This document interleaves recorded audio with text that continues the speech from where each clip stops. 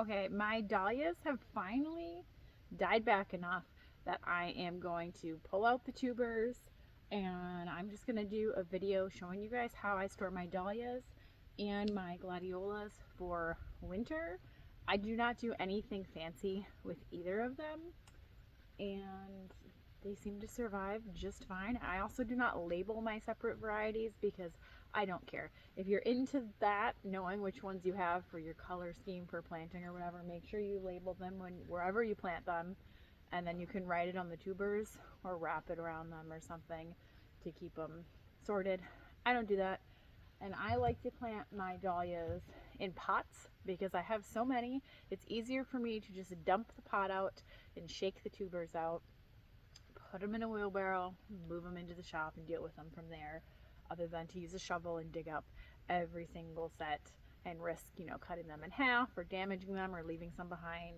That's easier to do. The glads are in ground mostly because I don't have a good spot to put them in a pot or a raised bed at this point in time, and those don't go as deep, so they're easy to dig up. But yeah, let's go get started on the dahlias. So as you can see, I don't do anything fancy or particular when I am getting my dahlias out. Dump them out, shake them out, kick the dirt if it's clumped together, pull out the dahlias. Even if the stems are still attached, that's fine. Get them all sorted into my wheelbarrow. Okay, it's warming up today, so trying to get some sunshine while I can. I got the dahlias all done. That took me maybe 20 minutes to get all those flipped out. Some of the parts of the stems and such are still green, so I'm not going to separate those from the rest of it yet. I'm just going to wheel those into the shop. I have a bucket too, and let those dry out a little bit before I remove the stems from the clump of tubers, because you want as much energy from the stem to go back into the tuber. Will just help it store better. And then I have a big bucket, and I'm going to use this to dig up my gladiolas.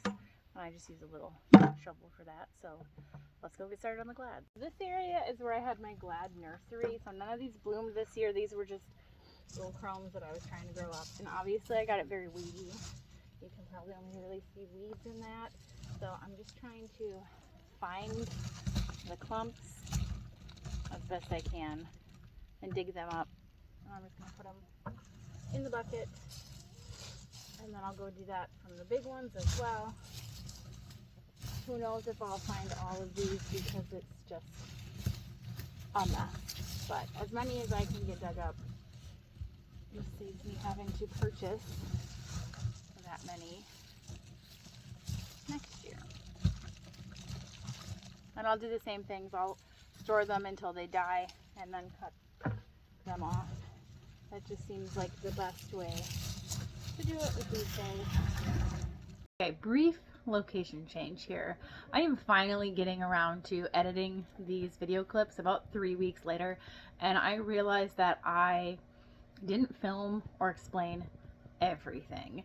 So I'm just gonna briefly explain the few things that I missed. Once all of my glads and dahlias were dug up, I moved the wheelbarrow and the buckets into the shop. You want it someplace not too warm, but someplace that's not going to freeze. Here for us, that's the shop.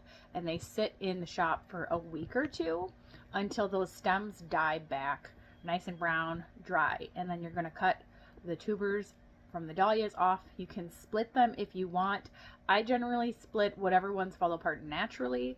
The professional dahlia growers, you'll see they'll come through with a really sharp set of shears, if I can say that, and they will split them so that every tuber has an eye, like a potato, at the top where it connects to the stem, and they'll split and they'll end up with, a million different clumps of tubers that will grow a new plant. I don't split mine that aggressively because I'm not selling them or growing them professionally or whatever. So I just kind of, where they fall apart naturally is my new dahlia clump for next year. And I do the same things with the glads, cut the dead stem off once it's dry, and I pull off, I think they're called a crom, whatever, you know what I mean. There'll be a dried up piece on the bottom. That was where it grew from last year. I pluck that off, chuck it in the garbage, and then the fresh, healthy one, the new one that it grew this year, goes into the boxes. So here you can see how I'm storing the dahlias in the boxes. I just wrap them loosely in newspaper that I've collected, and then I put them in cardboard boxes, and then I'll kind of layer some loose newspaper between them for extra airflow, and at the end I'll top up a newspaper over top, and then they'll all get taped. But yeah, that's just how I store them. Some people use sawdust or moss, or there's a lot of like peat moss. There's a lot of different options. A newspaper works great for me for my dahlias and my glads. I have never had any issues with it, so that's just what I stick to. Right, and then once those boxes are all full and taped up, you're going to want to store them somewhere that again is not super hot and not super cold. You don't want them to freeze, and you also don't want them to start growing or rot because it's too warm. So I send them to my mother's house, and she puts them in her garage because her garage doesn't freeze, but it's also not heated. Our shop space is heated, so it's about 60 to 70 degrees. I think we're trying 60 this year, but that's still too hot to leave bulbs and tubers and chromes and whatever in it over winter. That would not work for a storage for those types of things. So they go to my mom's, and then I get them back from her in the spring. Some people will start theirs really early inside so that they're having flowers earlier.